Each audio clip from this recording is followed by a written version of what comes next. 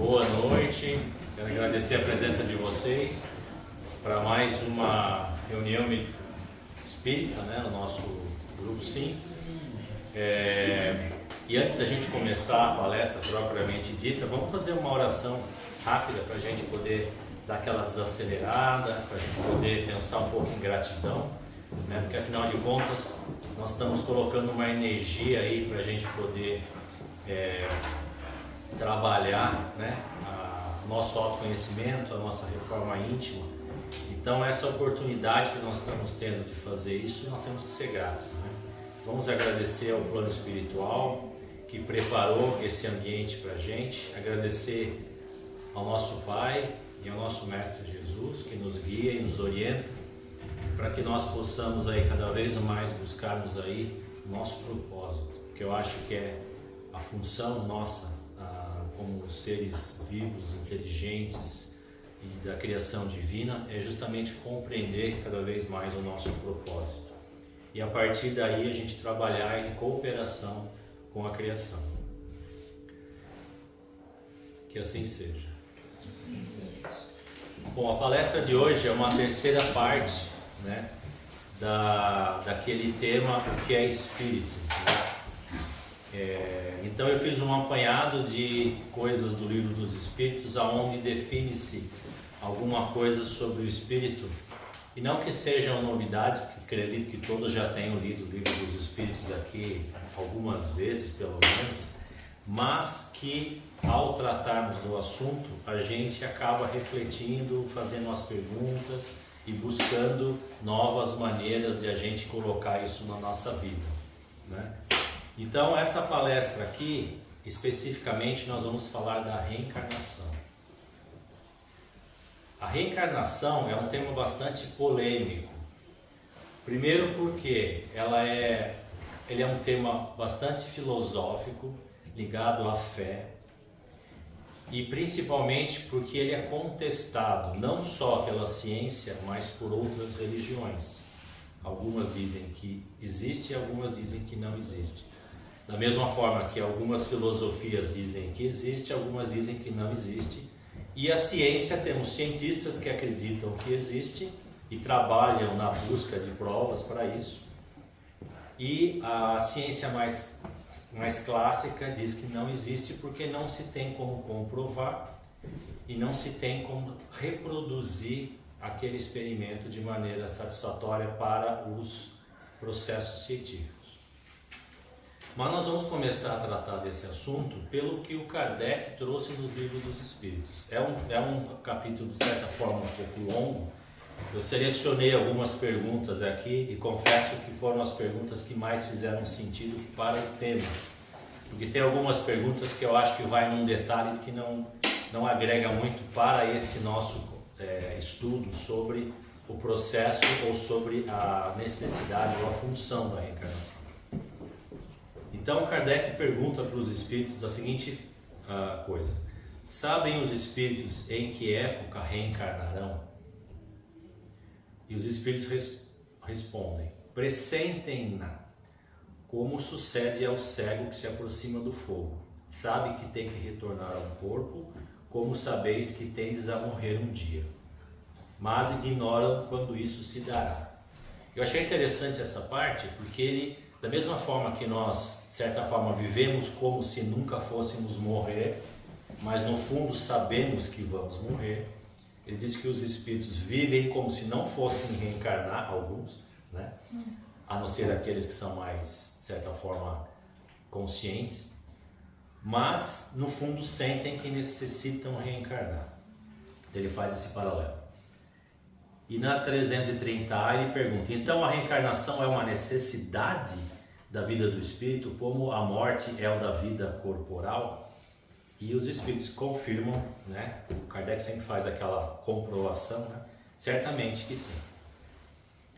E ele continua: no momento de encarnar, o espírito sofre perturbação semelhante à que experimenta ao desencarnar? E olha que interessante, os espíritos falaram: sente uma perturbação muito maior e, sobretudo, mais longa. Pela morte, o espírito sai da escravidão, pelo nascimento ele entra. Olha que interessante. Então é por isso que a gente ouve muito falar que os espíritos lutam contra ou temem a reencarnação, e alguns tentam adiar essa reencarnação. E ainda ele pergunta assim, né, para terminar com as perguntas. Não, para terminar não, tem mais algumas.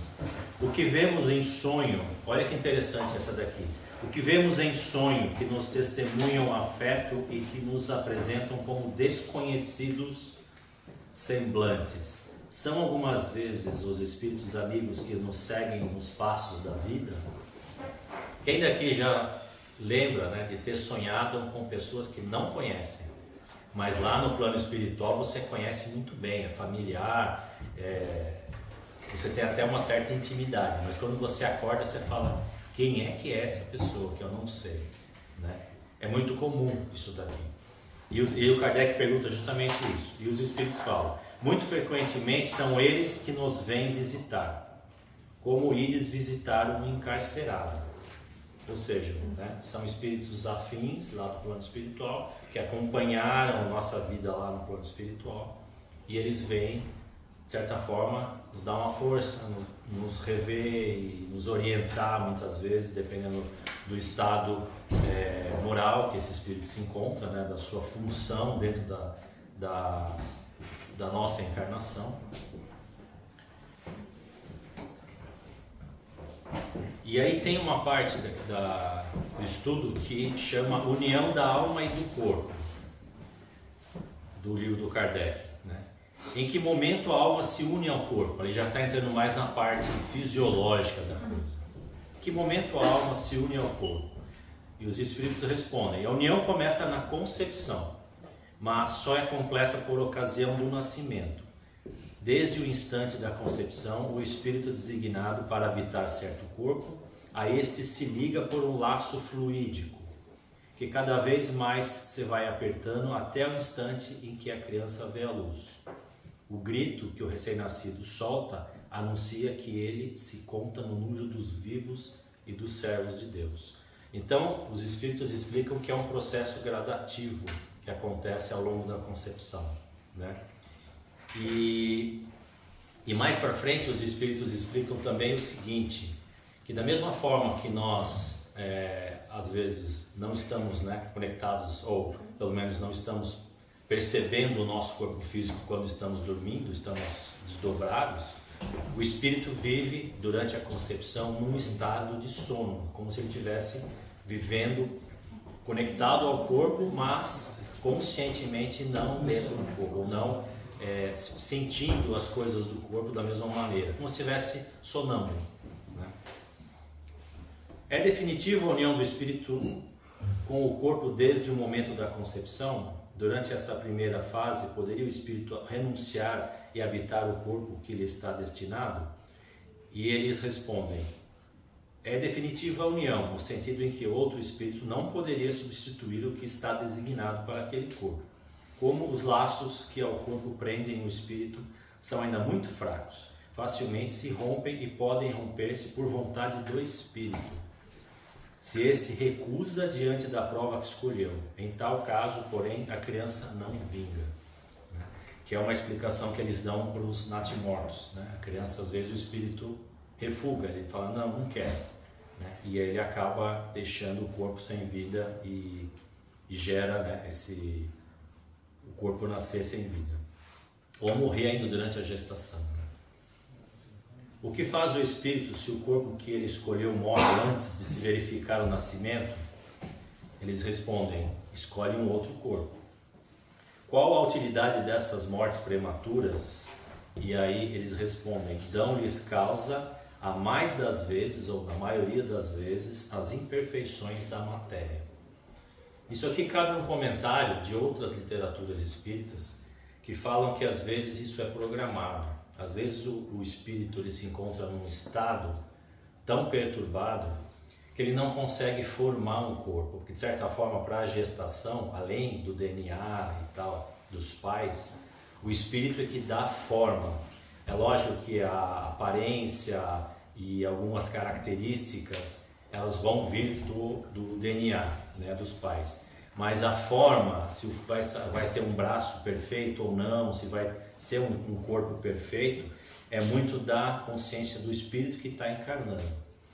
E o que se diz em algumas literaturas espíritas é que às vezes é necessário que um espírito que está numa forma muito degradada no plano espiritual, onde ele já está perdendo a forma do perispírito como ser humano, né? Que ele já está tão perturbado, que ele precise passar por uma gestação desse tipo para ele dar um degrau para sair dessa perturbação. Então ele não consegue formar um corpo, mas esse processo de tentar formar e começar a fazer a gestação e começar a ter aquela energia do DNA dos pais, ajuda o espírito a começar a sair desse momento de perturbação, né?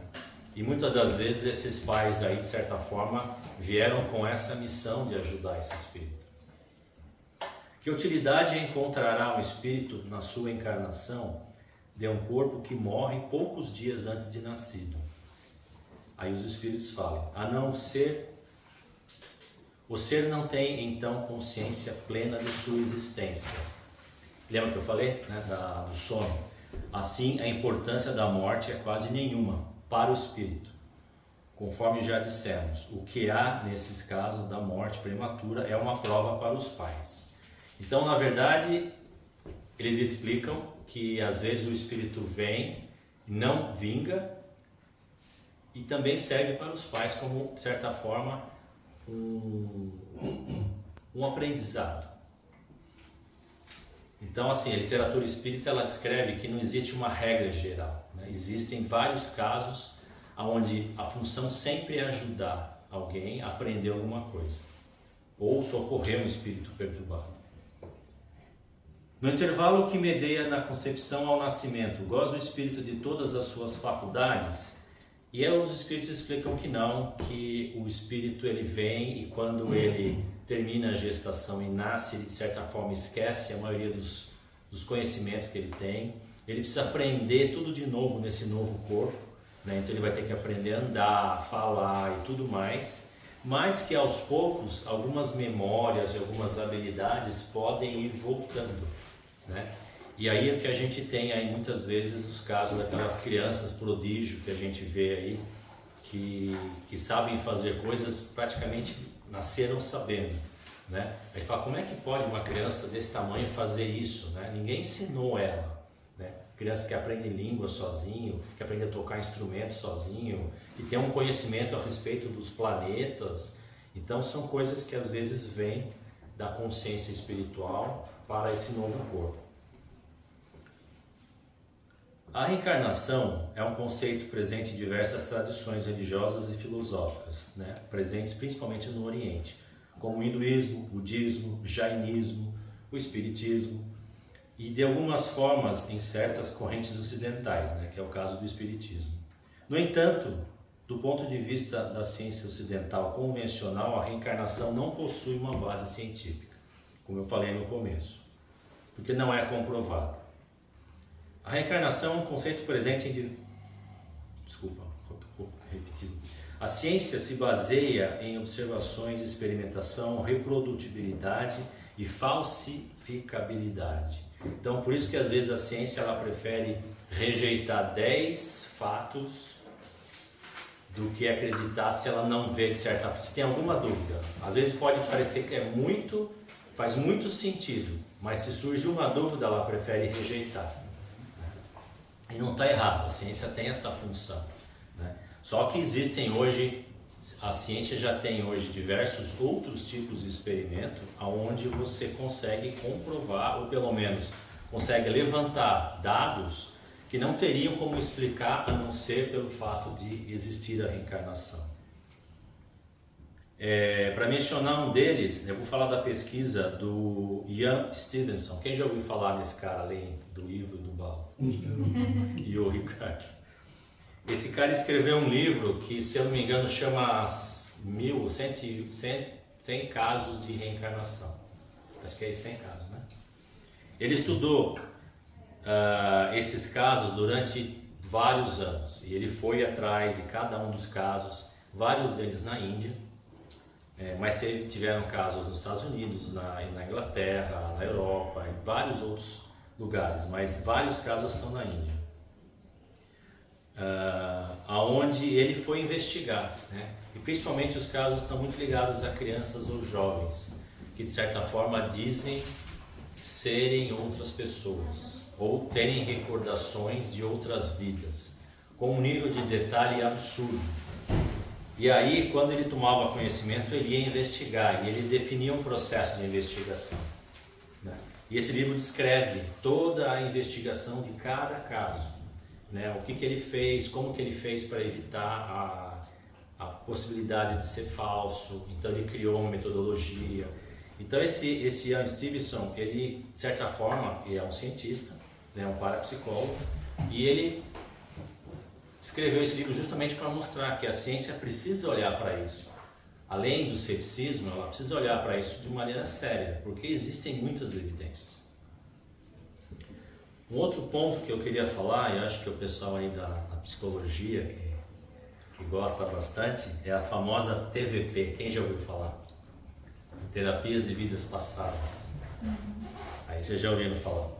As terapias de vidas passadas, ou TVP, também conhecidas como terapia de regressão de memória ou terapia de regressão, são abordagens psicoterapêuticas que buscam acessar o inconsciente do indivíduo para identificar e ressignificar experiências passadas que possam estar influenciando negativamente na vida presente.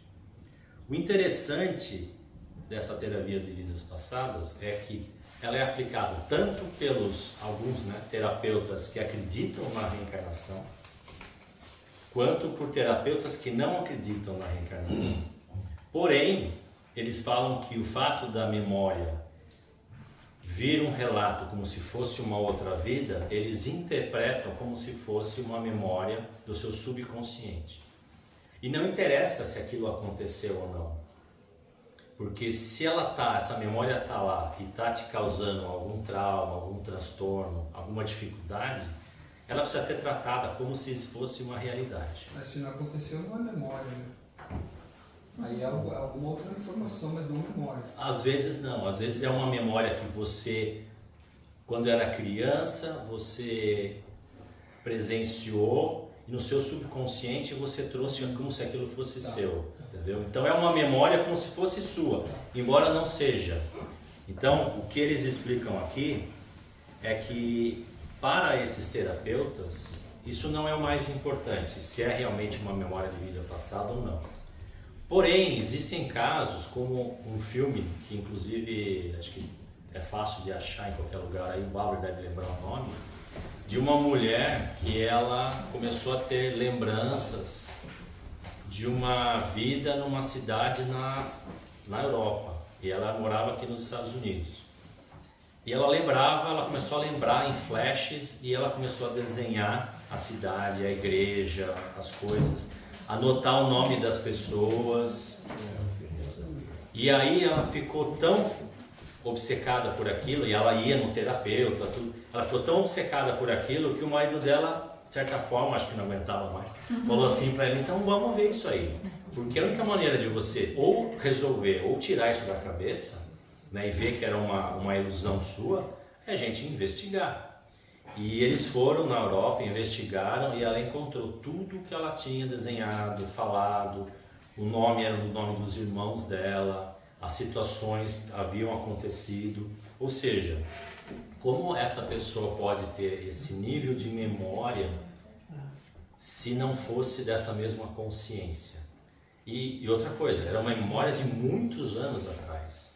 Não era da geração passada, era de uma outra época da história, né? Então, assim, são casos que fazem a gente, pelo menos, abrir a mente para a possibilidade de que a ciência precisa realmente levar isso mais a sério e fazer uma investigação mais séria a respeito disso. Bom, a interpretação da vida passada não é universal. Para alguns terapeutas, acho que eu já falei isso aqui, já. Então a função dessa terapia... Oi, pois é. Minha Vida e Outra Vida. Minha Vida e Outra Vida. Vale a pena assistir esse filme, é um filme verídico. Yesterday Children. Inclusive no final do filme aparece ela real. O que é isso? Deu spoiler já. Ela morreu no final. No filme aparece ela, no final do filme aparece ela, a verdadeira pessoa, né? Fotos da verdadeira mulher, quem que foi e tal, acontece, dá uns detalhes a mais e tudo mais. Bom, mas nessas terapias de vidas passadas, o que o terapeuta busca é de repente ressignificar e curar a pessoa dessa lembrança que ela pode ter tido em outras vidas ou pode ter de certa forma absorvido, né, dentro do seu subconsciente. Para eles não é tão importante isso, o importante é você entender que aquilo foi uma experiência que precisa ser ressignificada, não faz mais parte do seu eu presente. E também independente de crença religiosa, porque não interessa se você acredita ou não, se você tem uma religião ou não, os terapeutas eles tratam você como um fenômeno do subconsciente, né? Que de certa forma é o espírito, né? O nosso subconsciente, pelo que nós pensamos, é a mente do espírito, que está ali, de certa forma, ofuscada pelo nível de realidade que a gente vive aqui na terceira dimensão. E benefícios, né, que são relatados dessas terapias, né? São usados para alívio de fobias e medos, melhora de distúrbios psicossomáticos, superação de traumas, redução de ansiedade e depressão, autoconhecimento, melhora nos relacionamentos. E alguns riscos e críticas que também essa terapia tem, né? Tudo na vida tem um efeito colateral, né? Dependendo do terapeuta, se não for um terapeuta experiente ou não tiver uma boa conceituação da coisa, ele pode colocar falsas memórias na sua mente, né? E aquilo se tornar um problema, de repente não era e passa a ser um problema, né? Essa terapia ela não tem uma base científica consolidada, então ela ainda é aplicada muito dependendo da interpretação do terapeuta, né? Não tem uma metodologia que seja, por exemplo, validada por um conselho de terapias e psicólogos e tal, porque a ciência mesmo não reconhece, né? É um terapeuta, de certa forma, não convencional. Existe uma necessidade de ser um terapeuta qualificado, uma pessoa que tem experiência principalmente por conseguir fazer você lembrar, mas ao mesmo tempo ajudar você a ressignificar, porque senão aquilo pode ficar mais agravado, né? E pode não ser adequada para todos, porque tem pessoas com certos transtornos psiquiátricos graves, como a psicose, que pode não ser candidato desse tipo de terapia, tá? Em resumo, a terapia de vidas passadas é uma abordagem que utiliza técnicas de regressão, muitas vezes com relaxamento profundo ou hipnose, para acessar conteúdos do inconsciente que o paciente e ou o terapeuta interpretam como memórias de vivências passadas. Bom, para a gente terminar então, né, e para não deixar o Ricardo muito ansioso, aí vamos para a conclusão, para jogar por terra tudo que eu falei, né? Vamos para a conclusão. Estou gravando aqui. A reencarnação é uma ideia de que possuímos múltiplas existências, né? Que a gente não está nessa vida, não é a última, não foi a primeira. Ela ainda é, de certa forma, algo que foge da nossa plena compreensão, né? Por quê? Isso é uma opinião minha. Eu creio que muito disso está na nossa limitada capacidade de compreender a realidade e principalmente a personalidade espiritual independente da nossa personalidade física. A gente se identifica muito com o nosso ego, né? A gente acorda de manhã e vai dormir com o nosso ego, né? E quando a gente dorme, aí a gente sai, e às vezes, muitas vezes a gente nem lembra quem a gente foi durante o sono, né? E muitas vezes a gente acha que durante o sono a gente foi o mesmo ego que está aqui encarnado, né? Só que a gente nunca olhou no espelho para ver que a gente era diferente, né? Acho que não tem espelho lá, não é possível. Eu nunca lembro alguém falando, eu olhei no espelho e eu era diferente. Já aconteceu? Olha lá. Então, ó, se tiver dica, hein? Se tiver um espelho, vai lá olhar para ver quem é o espírito que vocês estão se manifestando lá fora, tá? Normalmente estão tentando te matar, você está fugindo de alguma coisa. Dá tempo de olhar. Você fala, melhor fugir. O fato também de estarmos, de certa forma, nos manifestando aqui nesse plano de realidade, que chamamos de plano físico, nos causa uma falsa impressão de que é um plano definitivo ou único. No entanto, nos esquecemos que diariamente, durante a noite, né, a gente se desdobra e se manifesta em outro plano. Aí eu queria fazer uma pergunta para vocês. Só que vocês vão ter que responder sem a resposta da ciência. Por que nós precisamos dormir? Descansar. Vamos ouvir a segunda parte do vídeo. Por que nós precisamos dormir? Para recuperar as energias do corpo. Quando você deita sem dormir, você não descansa o corpo também? Não. Descansa o quê? Descansa. Mas não descansa a alma, né? A mente. Ah, então não é do corpo. Também. A mente faz parte do corpo. Vocês já pararam? Eu não tenho resposta. Mas eu tenho essa pergunta, cérebro, porque é essa pergunta sempre me fez pensar. Por que nós precisamos largar o nosso corpo todos os dias, durante um tempo? A gente não consegue ficar 24 horas por muito tempo, né? Lógico, algumas pessoas ficam alguns dias sem dormir, mas já foi comprovado de que fazer isso a pessoa fica totalmente louca. Então a gente sempre deixa o corpo quando dorme? Sim. Às vezes deixa e vai dormir do outro lado. Mas Sempre. Quando fala deixa o corpo, é uma maneira figurativa. Você para de manifestar a sua consciência na terceira dimensão. A sua consciência recupera o estado, de certa forma, espiritual É um dela. estado de relaxamento. É lógico que o corpo descansa, você está lá dormindo e tal. Mas não é o único motivo. A nossa consciência precisa voltar. Estar aqui é realmente algo que nos causa um grande estresse, um grande cansaço. A gente precisa voltar para o plano espiritual todos os dias, né? Ou assim que possível, se precisarmos trabalhar, sei lá, um plantão médico, por exemplo, assim que possível nós precisamos deitar e desligar, porque senão a nossa mente não aguenta. Isso, para mim, é uma das maiores evidências de que nós não estamos 100% encarnados. Nós temos a capacidade de nos manifestarmos na terceira dimensão, mas não de ficarmos aqui sem ininterruptamente. Ainda temos muitas perguntas sobre essa dualidade de realidade, físico e espiritual, né? E é por isso que a gente se reúne, a gente estuda, a gente lê livro, a gente busca, a ciência busca, de certa forma, entender a mente, né? Até outro dia, acho que eu mandei no grupo, que os cientistas estavam chegando à conclusão de que a mente não está no cérebro. E eles relatam diversos fatos que os médicos, os cientistas, os neurocientistas, de certa forma, observaram de manifestações da consciência com o cérebro parado, né? Principalmente em experiências de quase morte e tudo mais.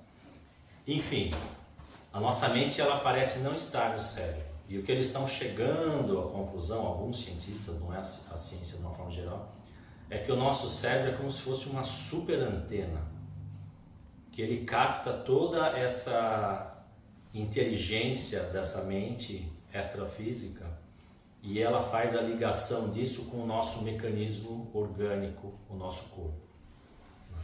E a gente não precisa do cérebro para pensar, mas nós precisamos do cérebro para existirmos aqui, né? Processador. O cérebro é a placa de rede. E aí até ele usa um exemplo que já foi mencionado antes, você tentar achar a mente dentro do cérebro é a mesma coisa que você pegar um computador desligado, abrir ele e tentar achar o software.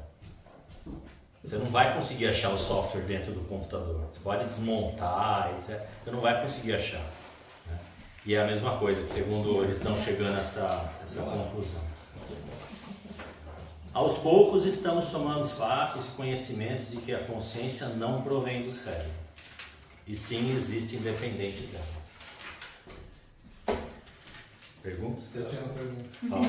Você descreveu, claro, de forma mais abrangente a reencarnação no nosso planeta. E como é que você vê a reencarnação em outros planetas? Se dá da mesma forma ou não? No idea. não estudou essa parte. Existem informações especulativas, mas acho que Vamos resolver aqui primeiro, depois. não existe, acho que, uma verdade sobre isso. Né? Acho que a gente mal entende a nossa aqui, né? Existem livros que relatam que existem processos de encarnação diferentes em diferentes planos. Não, o próprio Que livro você dá da dos... mesma forma que acontece no nosso o planeta. próprio livro dos Espíritos menciona isso, né? Que esse processo de vir para os planos, mudar de planos, isso acontece em toda a criação, né? Em todos os planetas e De tal. forma E diferente. cada um tem a sua natureza, né? Química, física, tudo. Mas como é um processo de reencarnação, por exemplo, em Vênus você nasce como criança ou não?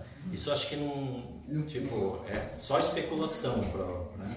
Não existe um conhecimento como existe aqui. A gente sabe que a gente nasce como bebê, não tem outra forma. Minha dúvida é o seguinte, quando a gente volta para outras vidas e tudo mais, não só para a sua evolução, você se tornar uma consciência mais evoluída, mas também certos resgates com pessoas com quem você viveu e conviveu.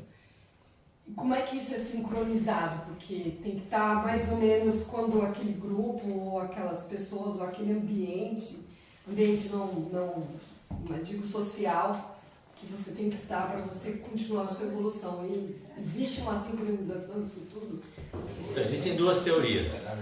De que o universo é perfeito e tudo está sincronizado. Todos nós estamos ligados e, de certa forma, nenhuma folha cai sem que Deus saiba. Ou seja, tudo está conectado e tudo está organizado de uma forma que o sofrimento de um é a lição do outro, é a oportunidade para o outro, etc, etc. Existe uma outra teoria de que cada um vive a sua realidade independente. Então eu só passo aquilo que eu preciso, entendeu? E as minhas interações que eu tenho com outras pessoas fazem parte da minha realidade, né? Que é uma teoria mais quântica, que existem uma pluralidade de universos e a minha experiência é minha experiência, entendeu?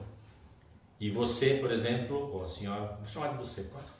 Você, por exemplo, se manifesta em infinitas realidades. E na realidade que você está, de certa forma, consciente, você não está servindo de lição para mim, de resgate para mim, nem nada. Entendeu? Então, é uma maneira bonita de dizer, não faço a mínima ideia. Eu queria só complementar a resposta para a Renata. Você não assistiu minha palestra, né, Renata? Foi bronca, hein? O link está aqui na descrição. Tá aqui na descrição, é só acessar. Mas eu só queria complementar o que o Rodrigo falou com o que eu falei aquele dia sobre como se segue um plano para a reencarnação e quais são as etapas. E a primeira é o plano. E no plano vai se definir isso tudo relativo ao que você está perguntando, das pessoas com que você vai ter que lidar, tudo. Vai ter que ter para aquela encarnação que vai acontecer, vai ter que ter um plano ligando aquelas pessoas que estão vinculadas àquele momento e àquela necessidade específica. Então, existe um planejamento, sim, para as encarnações. Pode ser uma reencarnação compulsória, mas pode ser uma planejada com a participação do espírito que está reencarnando. Então, existem vários, inclusive eu fiz a apresentação num dia, mas a Andressa fez um anterior, na quinta anterior, sobre uns tipos, casos específicos de reencarnação. Então, exemplificando esse planejamento, as falhas durante a execução do que foi planejado. Então, eu entendo de uma forma bastante lógica, por isso que eu falo, no pior dos casos, ciência juntando com religião, com qualquer coisa, a reencarnação é uma prova para a gente de que a justiça divina existe. Então, na pior das situações, ninguém consegue comprovar nada, nem a religião, nem nada, eu falo, para mim mesma eu comprovo, porque é a única forma que eu vejo hoje de comprovar por que as diferenças entre cada um e quais as motivações daquilo que cada um está passando. Então, acho isso. Mas tem o planejamento. A Andressa citou casos, as falhas nas execuções, tudo isso, que é bastante interessante. Tem alguns livros que citam isso. Talvez esse dos 100 casos aí, talvez tenha também alguma coisa. Mas é o que a Andressa falou, bem interessante também, são vários casos assim, mas é bem legal. E tem uma sequência lógica de todos os passos, porque passa o momento ali da reencarnação, que acho que é a semana que vem ou outra aí que vai falar do capítulo 13 dos Missionários capítulo 13 dos Missionários da Luz, que cita também um processo reencarnatório inteirinho, que eu esqueci o nome do tiozinho lá que vai encarnar. Segismundo. Segismundo. O problema não, mas o fato dessa teoria ser contestada por alguns é que ela fere o princípio do livre-arbítrio. Então eles falam, como resolver o fato de você ter um universo conectado e determinístico, porque tudo está conectado, e ao mesmo tempo ter o livre-arbítrio, e esse livre-arbítrio, de certa forma, não realizar o que foi determinado, é um conflito. Né? Aí o que eles, com o avanço, né, da física quântica, o que eles definiram como uma outra teoria, é de que na verdade você tem o livre-arbítrio, só que cada vez que você faz uma escolha, é como se você entrasse num outro caminho desse seu universo individual, aonde todas as outras pessoas também se manifestam, mas só você tem consciência desse universo. Entendeu? E cada um está no seu. Então, de certa forma, por mais que eu possa fazer mal para você e você se vingar de mim e tal, eu estou usando meu livre-arbítrio, você de certa forma está gerando o aprendizado que eu preciso, mas a sua consciência não está aqui, está em outro. E lá você não está fazendo nada disso. Então são duas teorias, tá? E a gente vai saber um dia. Às vezes é muito mais simples, você traça um plano e não executa. Você escolhe não executar durante a Sim, mas tinha coisas que dependiam da execução. O livre-arbítrio está aí, né? Está aí, exatamente. Seguir ou não o plano. Exato. É o que eu ia falar. Pra mim é como se fosse assim, um grupo de amigos que vai viajar. Você fala, vamos viajar, não tem que seguir e tal. Tá chegando perto da data, o cara fala, puta, eu vou ter que chegar um dia depois porque eu vou ter que trabalhar hora extra no dia da viagem. O cara vai chegar um dia depois, mudou o plano, mas ele planejou, não quer dizer que vai acontecer aquilo. Não, mas o plano... E ele pode mudar de plano ideia. espiritual, mesmo que você escolhe não segui-lo em alguns momentos, ele vai te induzir de alguma forma a voltar ao plano original. Sim. Existe autocorreção. É uma teoria. Só vou dizer uma coisa pra vocês, o gerente de projeto é muito bom. Não, o que eu ia falar é o seguinte, pelo que você falou de dormir todo dia, vem na minha cabeça só uma coisa, parece, eu gosto de fazer associação, né? Minha associação é um mergulhador de apneia. O cara mergulha, só que toda hora ele tem que voltar para pegar o ar, e aí mergulha de novo. Para ir conhecer aquele lugar e volta para pegar. E outra coisa, rapidinho, acabando, só uma minha opinião que é um pouquinho diferente com relação à ciência. A ciência ela não é uma entidade única, não existe a ciência. Existem muitos cientistas e isso eles são muito heterogêneos, né? E a ciência ela não fala, ela não nega nada. Ela, em certos momentos, ela pode provar que não existe, mas ela está positivamente, provou que existe, ela falou, eu comprovei que isso é possível. Até ela comprovar que isso é possível, ela não comprova nem desprova. Ela só não fala sobre o assunto, né? Então não é que às vezes o pessoal fala, não, mas a ciência nega. Não é que a ciência nega, ela só não... A ciência convencional e os cientistas, existe a ciência dos que acreditam e o que buscam e o que não. Exato. E também depende da época da ciência. A ciência no passado mandava queimar.